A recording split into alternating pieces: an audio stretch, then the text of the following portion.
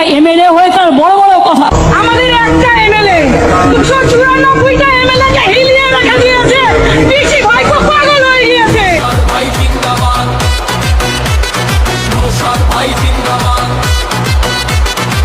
সংবিধানে শিক্ষা নিয়ে হাতে নিয়ে হাত, ভেদাভেদ সব ভুলে গিয়ে দেব আমরা সাথ।